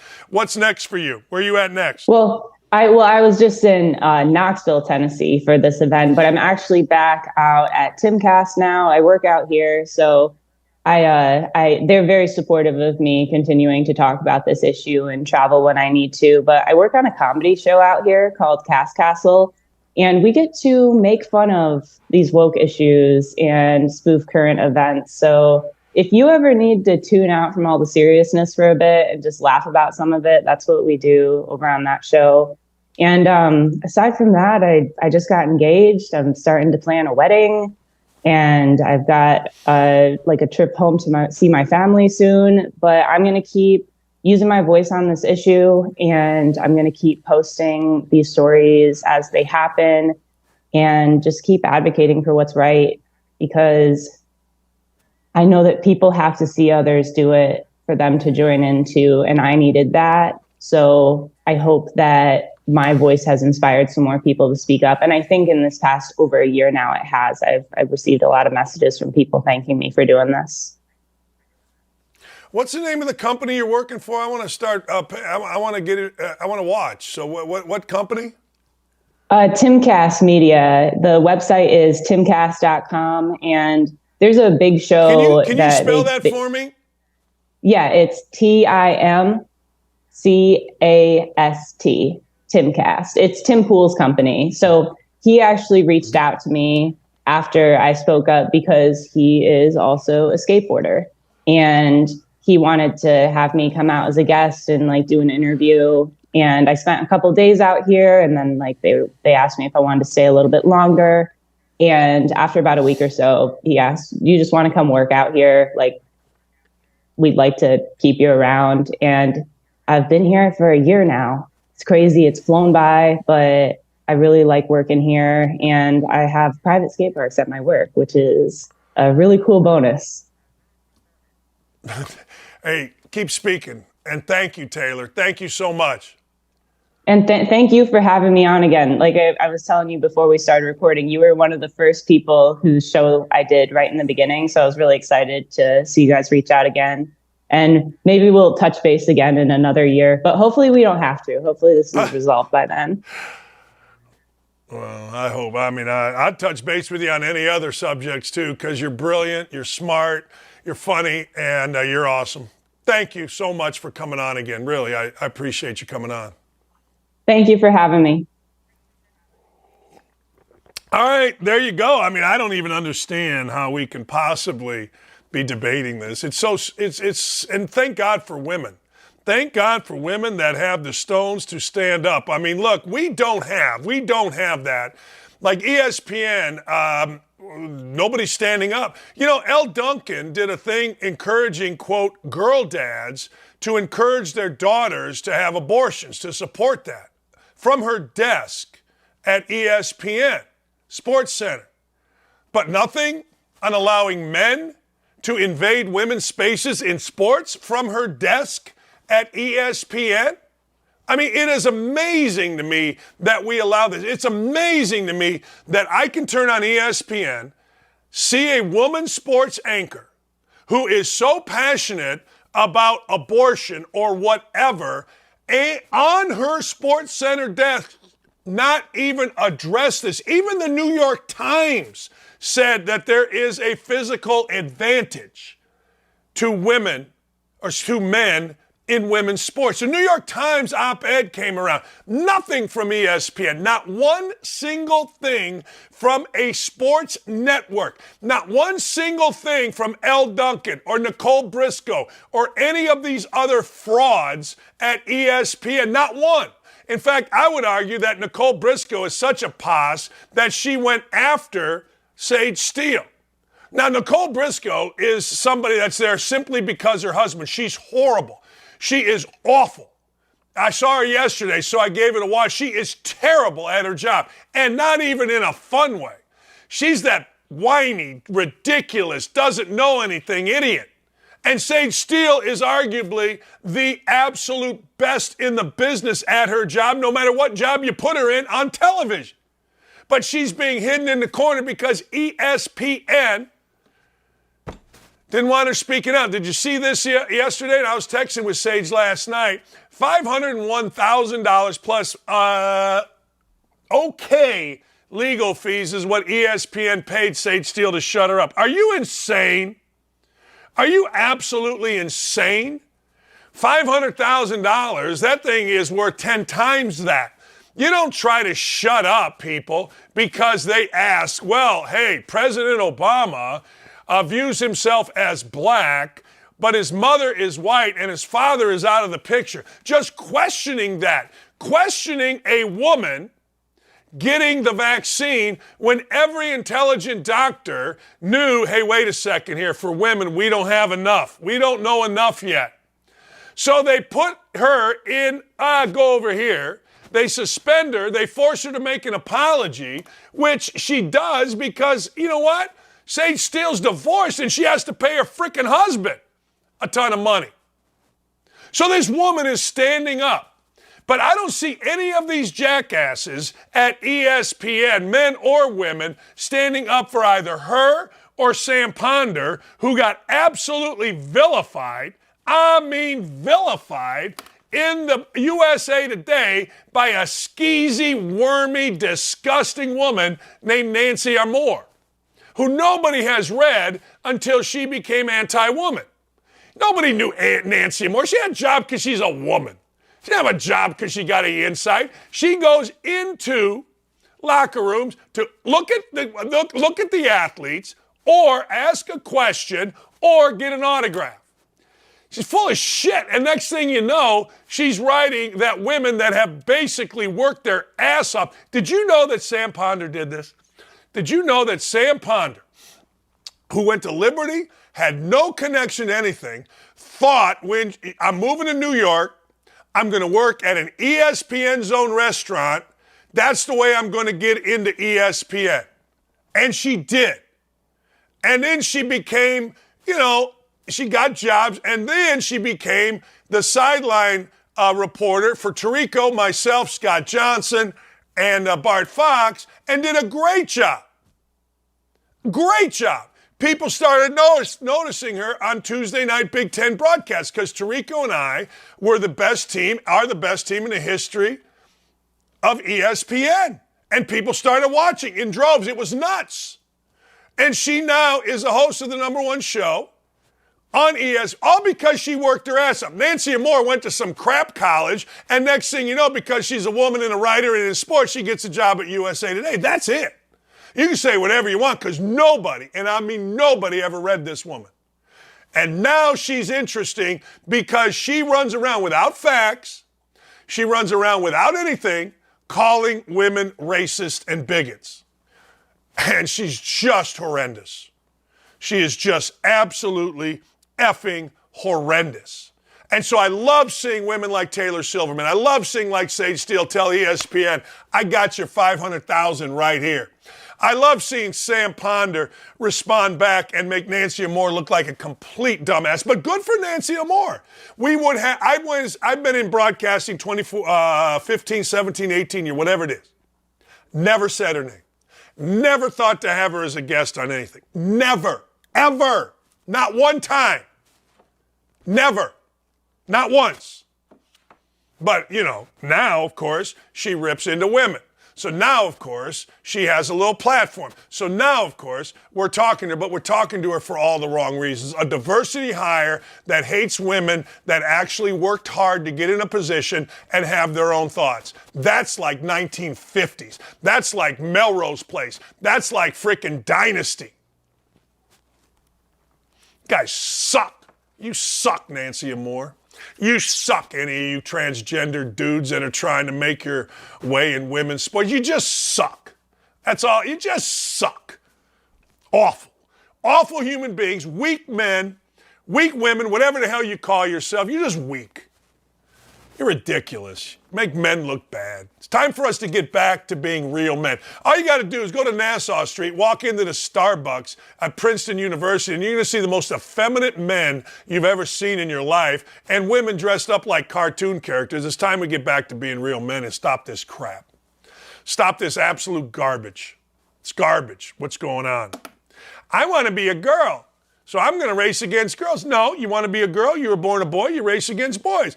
I want to be a boy. Play with the girls. The dude at Yale wants to be a girl. Why does the dude at Yale playing softball, who is a boy, transitioning to being a girl, get to play with the girls? And why does Leah Thomas, who's a boy, transitioning to be a girl, play with the girls? Can anybody explain that to me? I'll explain it to you because none of these weak, entitled posses could compete against men. Just the way it is. I don't care. And you guys can get mad at me all you'd like. You can crush my soul. I got to tell you, I've had enough. I've absolutely had enough. Jeez. It's amazing to me. All right. I got a lot to talk to you about. All right. I got my 5 top athletes of all time. Of all time. And by the way, I just turned my big fat you-know-what on my TV. And I'm watching me on the big screen. Yeah, that's right. I'm watching me on the big screen, baby. Nancy and more. Go blank yourself. We'll be right back. To date, we, and yes, I mean we, the American people, have sent a whopping $113 billion to protect and defend Ukraine. Yes, all the while leaving our own border like an open, oozing, and pussing sore of national insecurity. But in case you thought the endless flow of dollars to Ukraine, more accurately Zelensky, was drying up anytime soon, well, no. That tracksuit-wearing con artist still has a blank check and more money is on the way. Surprise! Christmas has come early for Zelensky now that the Pentagon identified a bookkeeping error that will free up even more money for Ukraine funding. Apparently, the Pentagon overestimated the value of the weapons it has sent to Ukraine by $6.2 billion over the past 2 years, resulting in a surplus that will be used for future security packages. Oh, goody! As if the $113 billion wasn't enough, now Ukraine will have more to work with in this never-ending war they cannot and will not win without endless and continual propping up by you and me, the American taxpayer. Now, don't get me wrong, I support the Ukrainian cause and the Ukrainian people. But let's take off the rose-colored and politically correct glasses here and be honest. This is unsustainable. And it's not just the war that's going to cost us, it's the aftermath that's going to cost us too. The World Bank, Ukrainian government, the European Commission, and the UN estimate reconstruction and recovery of Ukraine will cost about $411 billion after 1 year of war. Damn, I don't know about y'all, but that's a little rich for my blood. We've got homeless veterans on our street corners that are supposed to fend for themselves, but we've got the cash to defend Ukraine in perpetuity? At some point, enough is enough. These two nations should be coming to the bargaining table and working out a diplomatic solution, but that'll never happen so long as we keep funneling money into Zelensky's ego.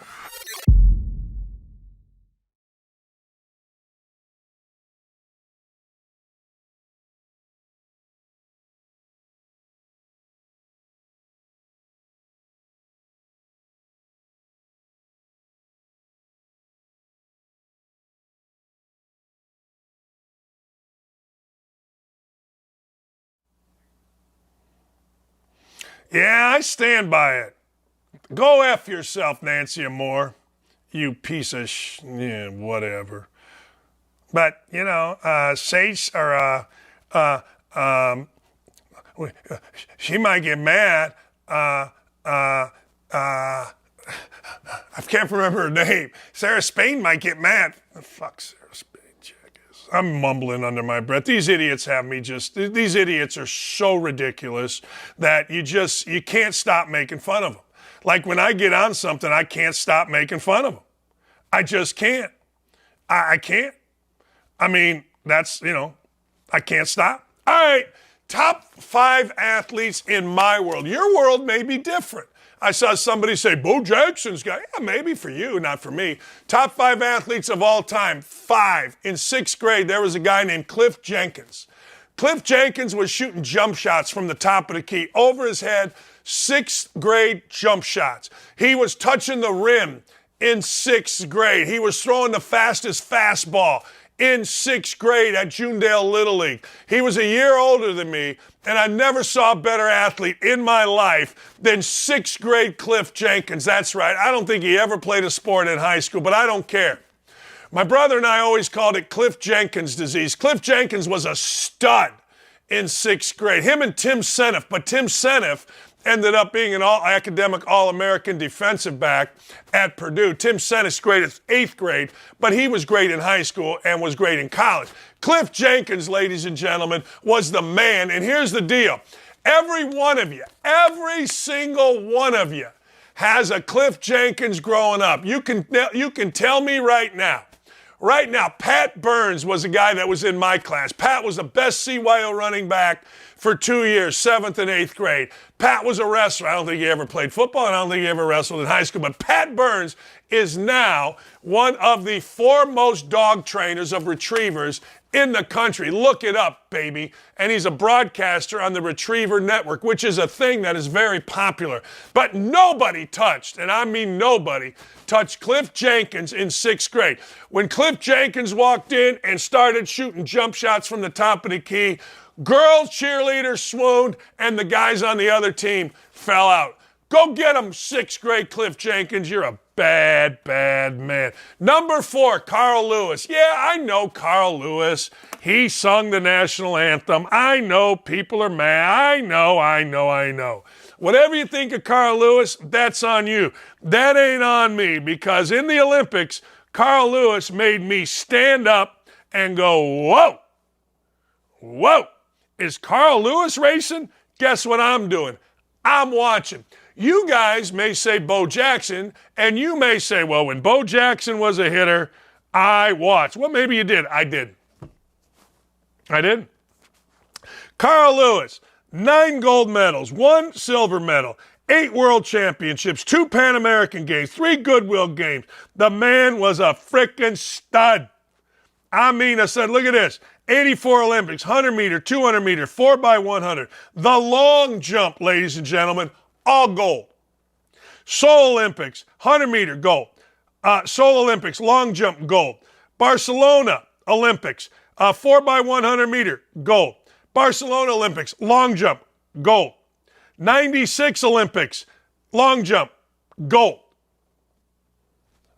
I'm telling you, that was a bad boy.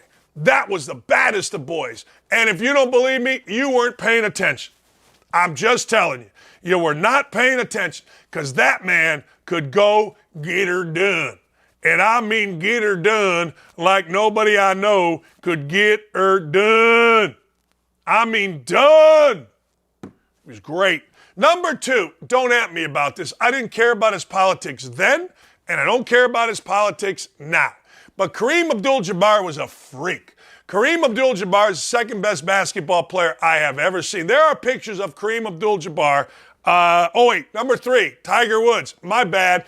Hold the phone. Tiger Woods. Tiger Woods, must-see TV. Big moment. You know what was going to happen. Tiger was going to chip it up the hill on 16 at Augusta National in the 4th round, the final round, and bring it down the hill. Ball was going to hang on the lip, and then it was going to go in.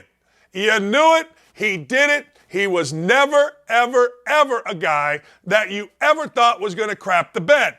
Tiger Woods comes up and his dad says he's going to be like Muhammad Ali. Well, Muhammad Ali used to like to throw that thing around on various women, and Tiger matched that. His dad said he was going to be Gandhi. He never got quite there. Stupid Perkins' waitress is not exactly Dalai Lama / Gandhi, but I don't know what was going on in his marriage. Who am I to judge? You do you, baby.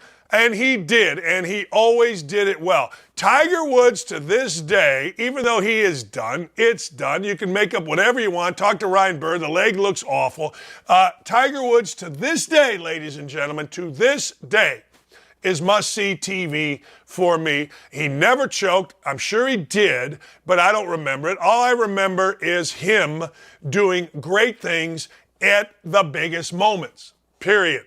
Now, to Kareem Abdul-Jabbar, a.k.a. Louis Alcindor.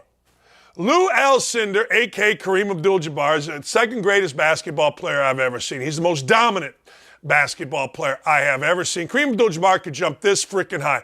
There are pictures of Kareem Abdul-Jabbar blocking shots where he is literally, no, that's a lie. People say it, almost to the top of the backboard. Kareem Abdul-Jabbar every night, when he came into the NBA, had to play against, I don't think he played against Russell, but Chamberlain was there, Willis Reed was there, Bob Lanier was there, Nate Thurman was there. I can go on, and on. Bill Walton was there. Our guy Kent Benson tried Kareem Abdul-Jabbar and got his ass knocked out. I mean, knocked out. I'm just telling you. And don't mess with Kareem Abdul-Jabbar. He played till he was 120 years old. One of the reasons was because Magic Johnson came in and revitalized him. Another reason was he lost a ton of money in a house fire, had an agent that screwed him, so Kareem had to play to pay the bills. Now, he disliked things American, so what? That's all a ruse. Everybody dislikes things when they're living on top of a Hollywood mansion and stooping everything that walks. Then you become a philosopher and we all got to listen to you. But Kareem Abdul-Jabbar wasn't good. Kareem Abdul-Jabbar was great and one of the great run, jump, long athletes in the history of not only the NBA, but in the history of this country. Look it up. Michael Jordan's the number one athlete I've ever seen. Now, I know I whipped Michael Jordan's ass on the basketball court. I know Michael Jordan tried me a few times and he couldn't get by me because these feet are just too quick.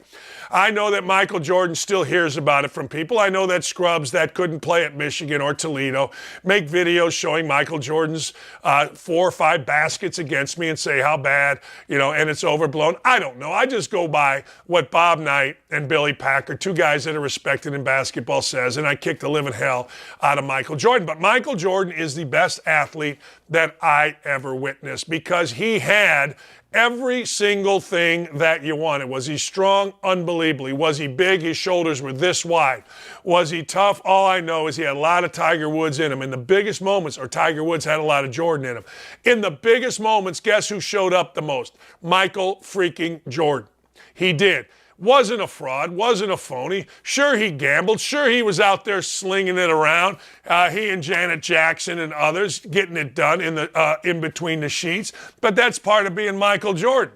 I felt bad for his wife until she got about $300 million. I always felt bad for his kids. I recruited one, and I really liked him. But I'm like, man, you got to be a hell of a dude to survive all of that. And they did, and they are thriving. In fact, one of them, Marcus, is currently stooping Scottie Pippen, Jordan's sidekick, his ex-wife, which is one of the greatest stooping stories ever. No, it really is. No, it's a great stooping story. I love a good stooping story. I love when I hear the word stooping of the rich and famous. But Scottie Pippen's ex-wife, no Tippin Pippen, his ex-wife Larsa, I think she has a valve right here, and when she needs them, she inflates the rack. Because every time I see her, her rack just gets bigger, and it's glorious. Is stooping Marcus Jordan, the oldest of Michael's 2 sons. Is that a great stooping story or what? Is that a top 5er? I'm not sure I've ever heard of that. Like Mike Dakich and Fritz Peterson back on the Yankees in the day, they swapped wives. They did. Look it up. Mike Dakich, Fritz Peterson. They wife swapped when they were on the Yankees. I like your wife better than me. I like mine. Well, you know what? I like your wife better than I like mine. Let's just switch it over here. That's a great stooping story. That's one of the all-time greatest. All right? But I got to tell you, Michael Jordan's little kids were running around while Larsa and No Tippin Pippen were getting it done. And next thing you know, that little kid grew up. I'm going to start giving him the business. All right. I ain't mad about it. I ain't mad at all. DD beat MJ on the court and the golf course, which makes DD the greatest athlete of all time. Thank you, Brad Buffington. You could not be more right. You are 1,000% right. Do me a favor, hit the subscribe button, hit the like button, and let's have us a day. But there you go. That's my top 5. Cliff Jenkins isn't anybody from Northwest Indiana / St. Peter and Paul. I graduated 76 from Peter and Paul. So anybody from 74, 73, you got to know Cliff Jenkins was it. Of course, Carl Lewis, just look it up. I mean, God dang, that was a bad boy. Tiger Woods speaks for himself. Kareem Abdul-Jabbar, Michael Jordan. I don't know how you have a better list.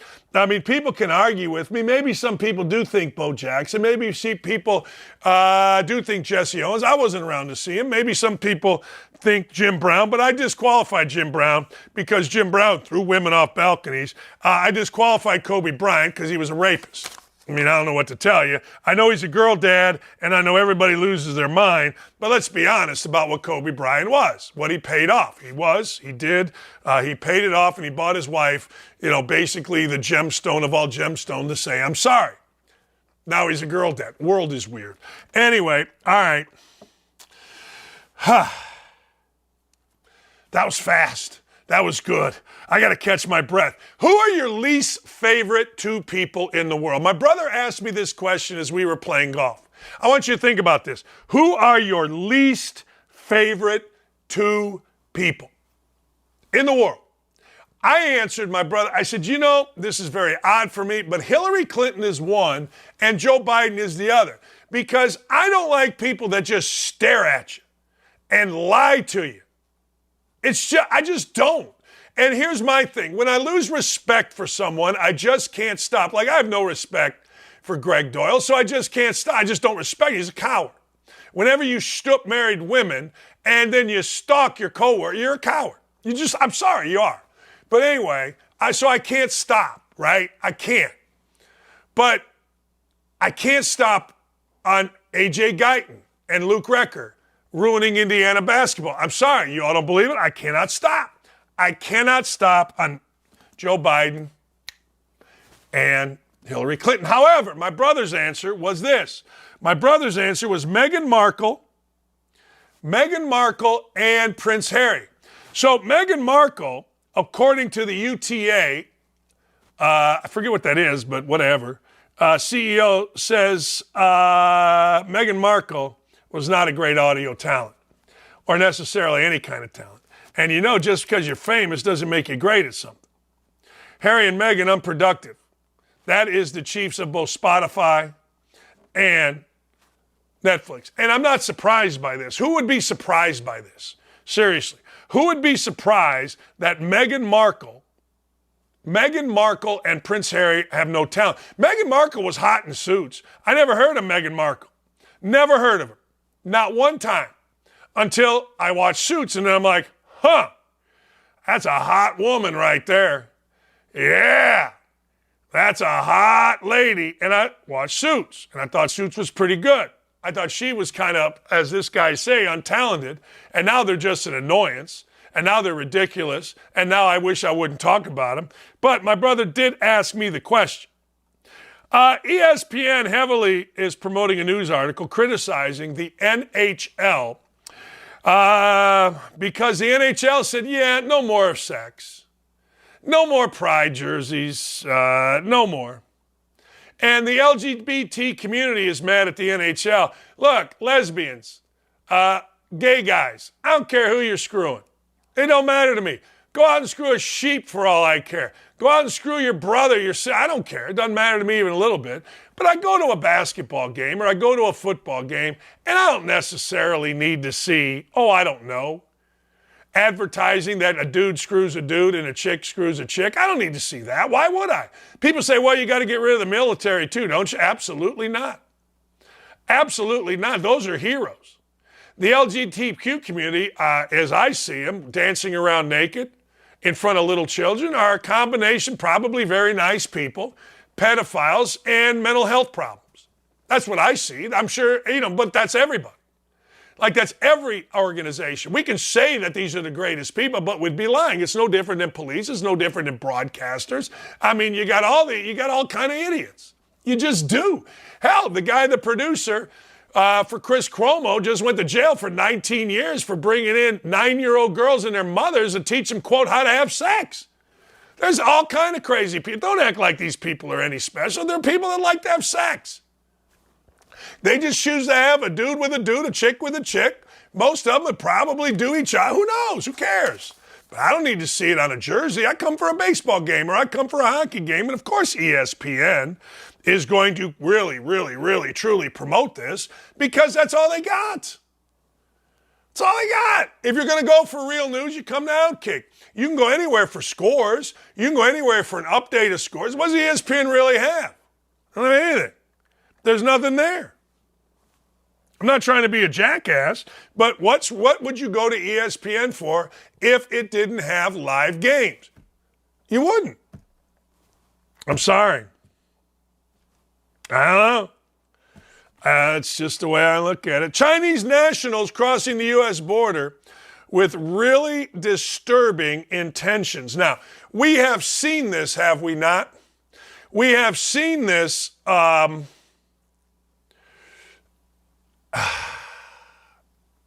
We, ladies and gentlemen, have seen this many, many times.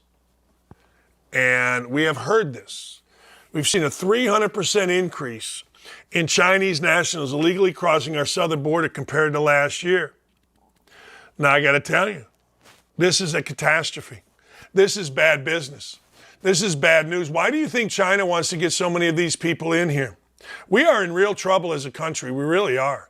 You haven't seen it yet, but it's coming. It's coming to Indy. It's coming to Chicago. It's coming everywhere. This illegal border and the people we are letting in, it's coming.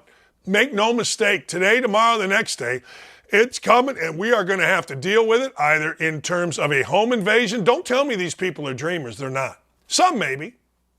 But they emptied prisons in Venezuela. They emptied prisons in China. They emptied prisons in Mexico because this border crisis is real. And you can act like it's not, and you can try to get on the right side of the media, and you can say, hey, look at how great I am. I got a sign. Nobody's illegal. The hell they aren't. Gatestone Institute senior fellow Gordon Chang warns of Chinese migrants crossing the border and working as saboteurs for the first day of war. I'm just telling you. One of the great things that happens, one of the great things is this. One of the great things about having this job is now I pay attention to everything. I do. I pay attention. I really can't have conversations with many people because most people don't. They really don't. Like people want to actually believe my neighbor's got one of those signs. No one's illegal. Black Lives Matter. Okay, great. That's great. But you know what? We'll see what happens when an illegal immigrant comes into our neighborhood and tries to rob him or us or anybody else. Because it's coming. You think it's not? And you could say this is racist, whatever you want. It's fact. All you got to do is pay attention on who's coming in. Trump wasn't wrong when he said that these countries, particularly South America, now Chinese, are sending their worst. They are. Kevin McCarthy says he'll start impeachment of Attorney General Merrick Garland by July 6th over bombshell IRS whistleblower testimony that he inferred in a criminal investigation into Hunter Biden. Like, I don't know. I feel like this. I feel like if Kevin McCarthy and the rest really wanted to do something, they would really start standing up. They would really. There would be a hearing, there would be people called in, and we would see it on TV. But, hey, look, whatever little thing that the Republicans can do, they can do. But let me tell you something. You can read all of this stuff that you want about polls, about Biden being this, about Kamala Harris being that, about DeSantis up here, about Trump being here above. I'm going to tell you, the Democrats have this rigged. I said it at midterms. I initially believed it was going to be a wave, right? A red wave, that kind of thing. Oh, here we go. But then I started paying attention. I'm like, no. No, the Democrats, the liberals have this thing rigged, and they have it rigged big time. They have it rigged with all of the ballot stuffing, the ballot harvesting. They have it harvesting. They have it rigged with this mail-in votes. They have it rigged where fat asses can't get off their ass and go get an ID to vote. You don't know who's voting in these mail-in votes. Of course you don't. But they got it rigged. And if you don't think they do, then you just haven't paid attention. If you don't think they do, then you haven't been, or you didn't grow up in the Chicagoland area where every election was rigged. So stop with that. So you can do whatever you want. You can have impeachments, you can have polls. But what I got to see somehow, some way, is a boots-on-the-ground effort by the Republicans to combat what is essentially tampering with elections. And until you do that, you got no shot. As my dear friend Pilar used to say, you ain't got no shot. And he ain't lying. All right, let's woke-a-dope it, baby. Let's wokey and dopey. And by the way, I got good news. Our golf outing is going to sell out. I am going there this afternoon, and I, ladies and gentlemen, am going to set up the course how we want it. Yeah. Yeah. We're going to sell that bad boy out. We're going to raise some money for kids. If you want to donate, go to dandakich.com. We got a donation button. That's right. All right, what do we got? Dakich likes the loser. I do. I love losers. I mean, look, if you are defending Biden, you're an idiot. Police are looking for any information about this man caught not wearing a mask in a supermarket. Oh, geez. That's pretty funny. I don't know if you can see the guy holding a gun and robbing. San Francisco encourages robbing. San Francisco is a hellhole. And frankly, San Francisco would be more worried about a guy not wearing a mask than they would, of a guy holding a gun, wearing a mask, robbing a joint. All right, there you go. Man, isn't it great? That, ladies and gentlemen, is the great city of San Francisco. When you walk into the party holding a Bud Light, look at the faces. Look at the disgust on the sorority girls. Dude, you got a Bud Light, man. What are you doing, dude? What are you thinking? You got a Bud Light. Look, I say this. I say we never, ever, ever, ever, not one time, ever buy a Bud Light. Ever.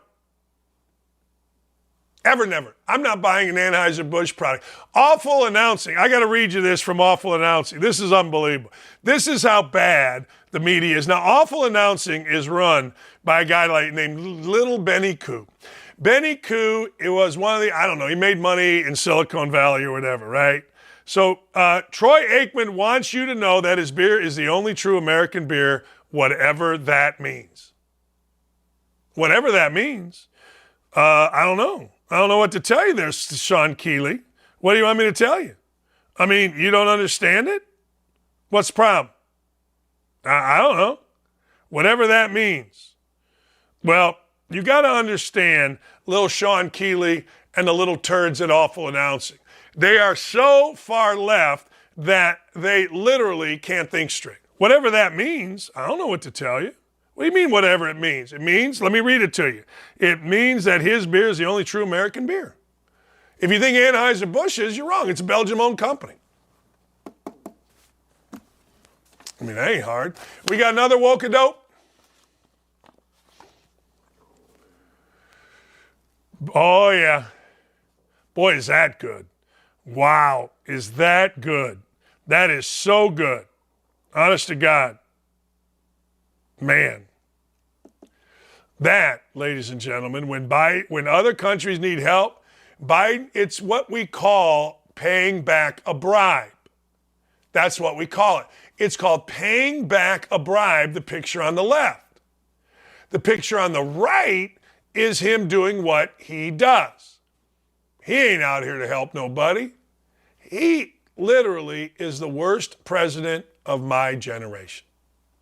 My generation started basically in 1972 when Tricky Dick Nixon was so stupid that even though he was going to win the election in a complete landslide, he sent some moronic Cubans and some moronic staff members into the Watergate Hotel and tried to bug it. And then, of course, he became the poster child for the cover-up is bigger than the crime, because all of the clowns covered it up.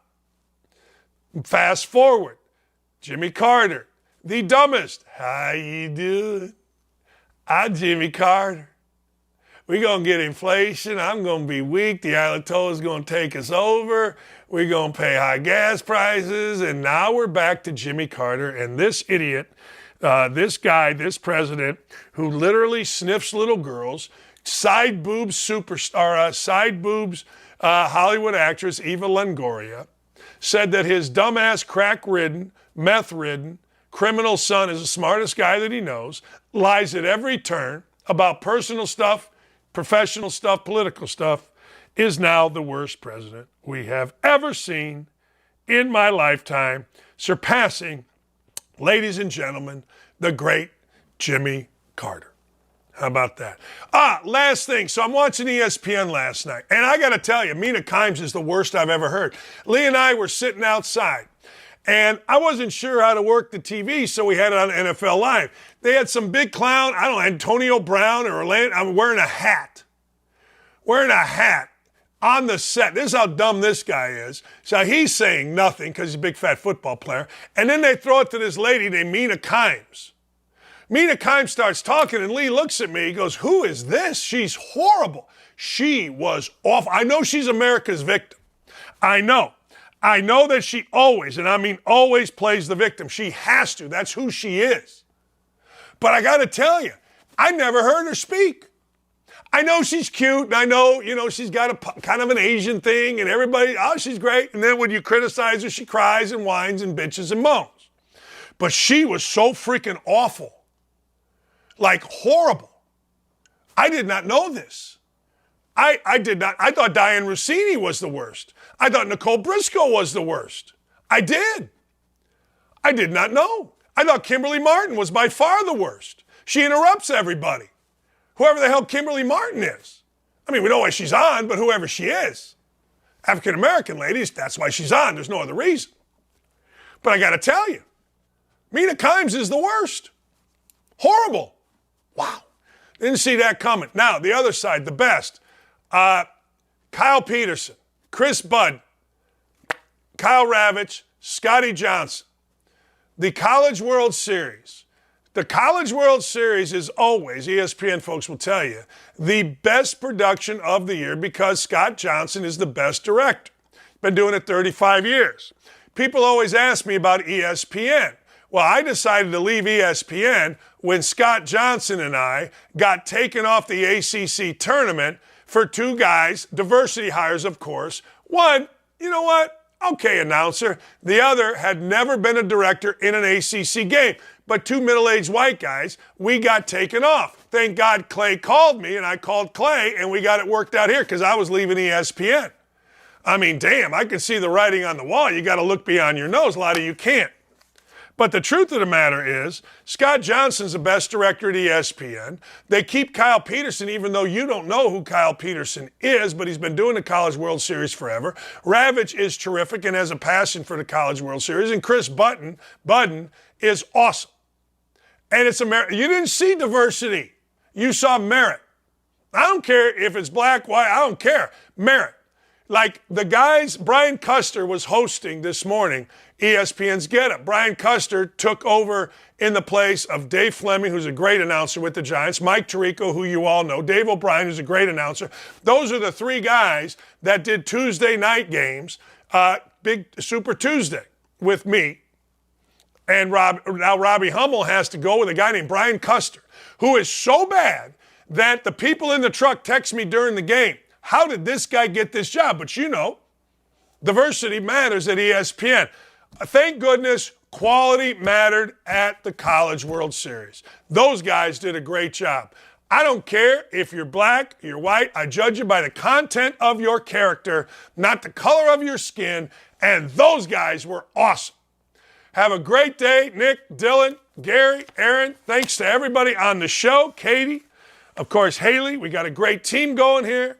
I'll talk to you tomorrow. All of you on the YouTube chat, thank you, and keep putting out our content.